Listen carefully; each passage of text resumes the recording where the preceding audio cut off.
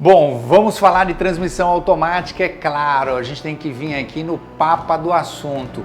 Não é isso, Gutão? Isso aí, vamos falar Aqui sobre... estamos lá. Todo mundo acha que transmissão automática é tudo igual, né? Na verdade não, existem grandes diferenças entre elas.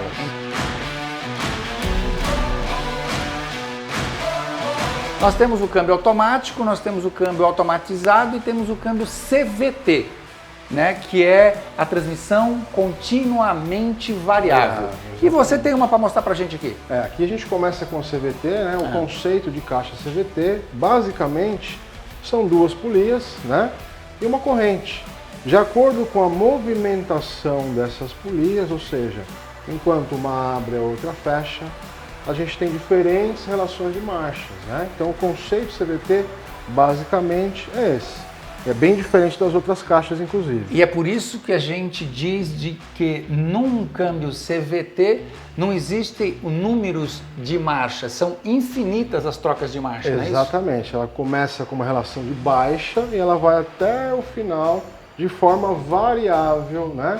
Ela não tem um ponto específico para a gente chamar de relação. Porém, alguns fabricantes simulam esse ponto né, específico e a gente tem uma relação diferente de marcha. Vamos dar um exemplo, Toyota Corolla chega a ter um câmbio CVT que simula 10 trocas de marcha. Exatamente, né? É isso daí. É uma simulação. Há quem diga que é um câmbio que se traduz em economia. Verdade ou não? Na verdade, é verdade, porque na transmissão sequencial, por exemplo, assim como nas automatizadas, a gente tem uma perda de potência nas mudanças de marcha, né? Ou seja, ela chega ao ponto máximo de uma relação, ela cai, o motor ele tem que entrar com mais força para corrigir essa queda, é onde existe uma perda, né, de autonomia. E enquanto aqui tudo rola de maneira progressiva, exatamente, ela vai do começo ao fim sem essas grandes quedas entre as relações. Só que na hora do conforto, há quem ache que isso é confortável, mas tem gente que estranha, né? Fica... Exato. O brasileiro ele não tem esse costume. Mais uma vez eu com a sonoplastia, tenho certeza que a edição vai quebrar minhas pernas, mas tudo bem, vamos lá. Sempre muito bom. Exatamente, o brasileiro ele não tem esse costume ainda, né? Aliás, não só o brasileiro, como outros países também, de não ter essas diferentes relações de marchas, né? É onde estranha um pouco, parece que está patinando, que o carro não está desenvolvendo, né? Em manutenção, dá mais trabalho, tem menos trabalho? A história de trocar fluido é igual uma transmissão automática, automatizada? Como é que é? Mesma coisa. Nas transmissões CVTs, a gente também tem discos de embreagem, olha lá. Claro que numa quantidade menor do que a caixa automática mesmo. Mas também temos. Manutenção preventiva, mesma coisa. O fluido. Exatamente. E fluido correto também. Não é qualquer fluido que vai dentro. O atrito dentro de uma caixa automática sequencial, a gente está falando de acoplamento de embreagens, né? Aqui a gente tem ferro com ferro, olha lá. Chega a ter uma temperatura maior a ser administrada aqui? Mais elevada. Aqui a gente está falando de uma transmissão que trabalha em torno de 100 graus, 105 graus. Eita! Quando a transmissão sequencial comum, automática, 90 graus é um trabalho que ela mantém ali durante o percurso. Então, se você tem um carro, primeiro, descubra, ele é automático, ele é automatizado ou ele é CVT? É CVT, para todas as transmissões você vai ter que tomar cuidado com o fluido, mas olha aqui o que o Guto está dizendo, principalmente na CVT, porque a temperatura, né, é maior dentro da caixa e é por isso que você tem que usar o lubrificante certo, para que ele consiga suportar, né, essas altas temperaturas dentro da caixa CVT. Bom, CVT. Depois nós temos a caixa automática. Automática Vamos lá, comum, qual que é a né? automática? É a que roda mais no Brasil, né? Essa é uma caixa automática. Que legal. Então nós temos aqui diversos discos de embreagem, né? Certo. A composição de aplicação dessas embreagens é que faz as diferentes relações. Aqui é todo o circuito de válvulas aqui, né? Esse é um corpo de válvulas, diversas eletroválvulas, né? Hoje em dia a gente cada vez mais vem surgindo um maior número de eletroválvulas, né? Para manter principalmente o conforto e também a autonomia. Tá. Sob o ponto de vista de durabilidade, desempenho, automática, automatizada e CVT, qual é a caixa que você considera boa, ou seja, a melhor das três? Na verdade, todas elas são boas, confortáveis e boas, né? Mas, para mim, a sequencial, a comum, né, que são discos de embreagem, conjunto planetário, essa é a mais perfeita de todas. É a mais antiga, né? Foi inventada há muito tempo atrás e é a mais perfeita. Inventada por brasileiro, inclusive. Você vê no nosso canal aqui, a gente tem surpresinha, né? Inventada por brasileiro. José Braz Araripe foi quem inventou o câmbio automático. Você sabia disso? Eu não sabia. Como é que chama? José Braz Araripe. José Braz Araripe. Tio de Paulo Coelho. Tio de Paulo, é quanta cultura aqui. Por isso que eu falei, quando a gente vai falar de transmissão automática, a gente vem aonde? A gente vem aqui no Gutão, que ele é o cara que tem aí toda a história da transmissão automática. Então, quando o cara fala assim, meu carro é câmbio automático, só é o automático se for essa transmissão aqui.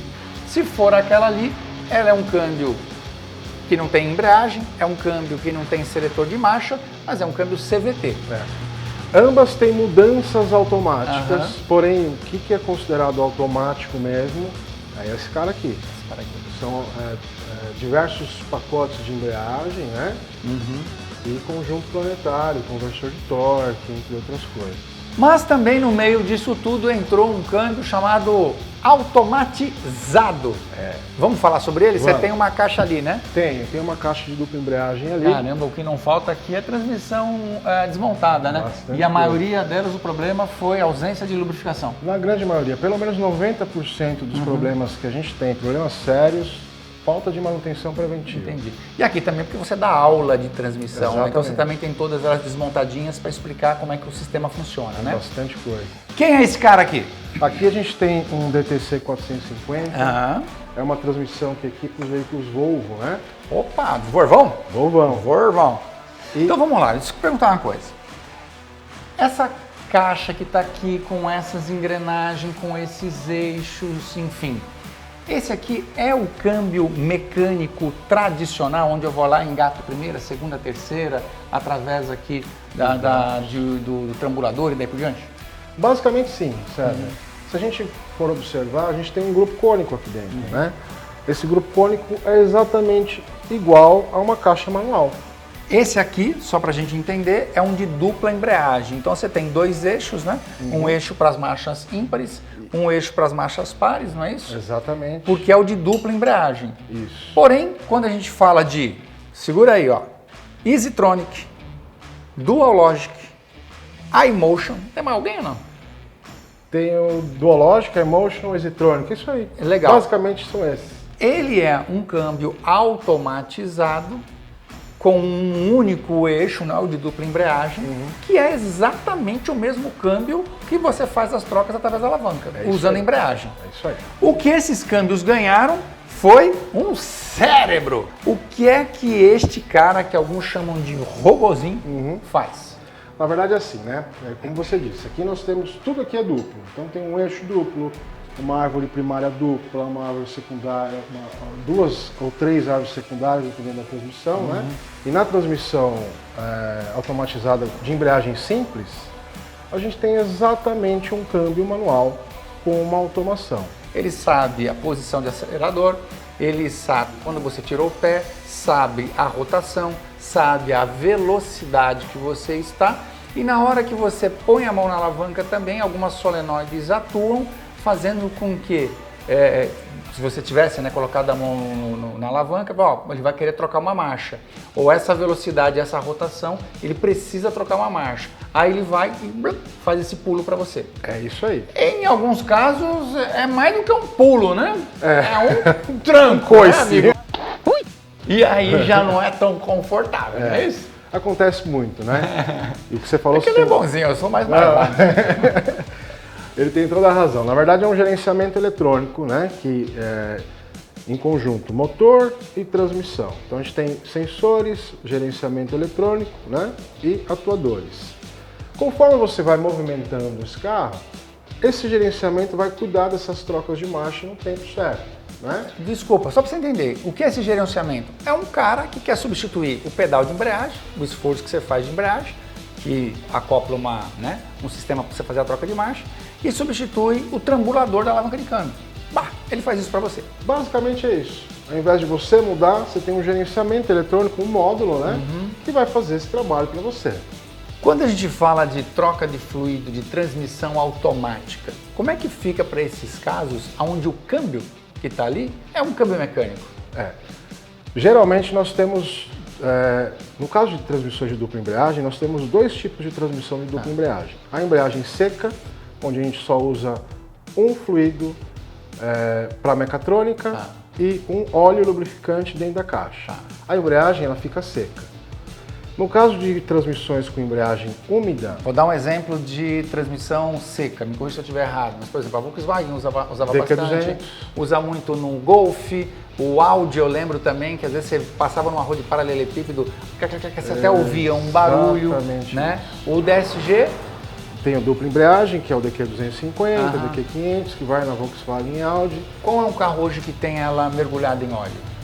O Passat, por exemplo, é uma transmissão 2.0, uma transmissão mergulhada em óleo, de dupla embreagem, né? Que é a transmissão DQ250, que dá menos problemas do que a transmissão DQ200, que é de embreagem seca. Power Shift já foi indo pro vinagre, né? Hoje já desistiram, inclusive, dessa daí, que é de dupla embreagem.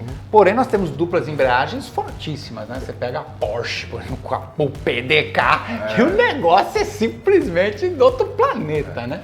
E é forte, é robusto e vai embora e faz as trocas de marchas, dificilmente dá problema. A automatizada que a gente citou, EasyTronic, Dual Logic, iMotion, que saíram em vários carros, a gente tem notado que as montadoras estão dando um passo para trás e desistindo dessas transmissões. Com certeza. Eles já tiraram as automatizadas, né, e colocaram as sequenciais, que são as automáticas mesmo. A boa! Aqui eu gosto, principalmente.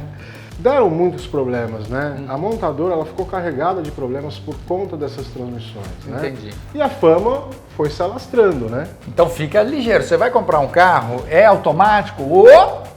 Vai ver se é CVT, se é automático, se é automatizado. E se é esses automatizados que a gente está comentando, é um automatizado de dupla embreagem. Power Shift é um dupla embreagem, né? Uma Volkswagen tem uma dupla embreagem muito boa. A Volkswagen, com exceção da DQ200, que também tem alguns probleminhas crônicos, né? A 250 é muito forte, igual você disse. E na Porsche vai a DL500, que é uma transmissão também muito robusta. Todas elas são robustas, o problema está na automação. E aí o cara fala assim, eu não quero câmbio automático.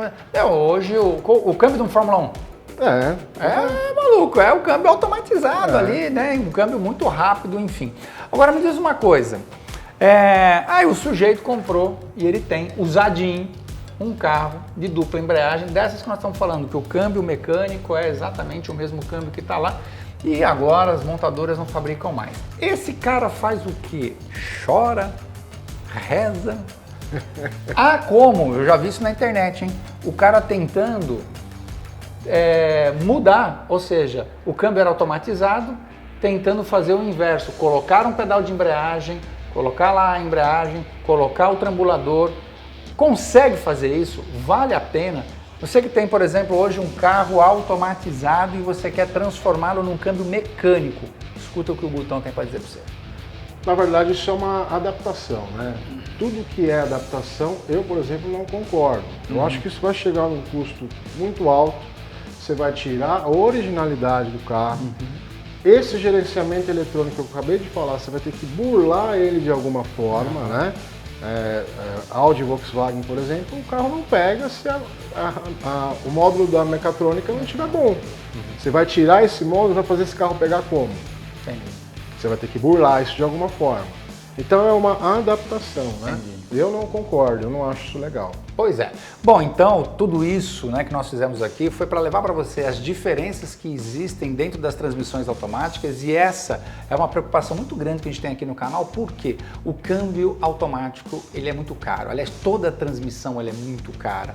Existem vários tipos de transmissões. Claro que a indústria está se movimentando para melhorar cada vez mais, mas na hora de você comprar seu carro zero, pensa, você quer um câmbio automatizado de dupla embreagem, você quer um câmbio CVT, você quer um câmbio automático, você vai comprar um carro usado, ele é um desses automatizados que dão tranco, desconforto e daí por diante? Dá uma olhadinha e vê se vale a pena. Não é isso, Gutão? É isso aí. Agora, se tiver algum problema, tem aonde? Traz pra cá, MX Automotive, a gente resolve. É a solução que eu posso dar para você, cara, né? Mas é por isso que é importante você saber fazer a escolha certa na hora da compra.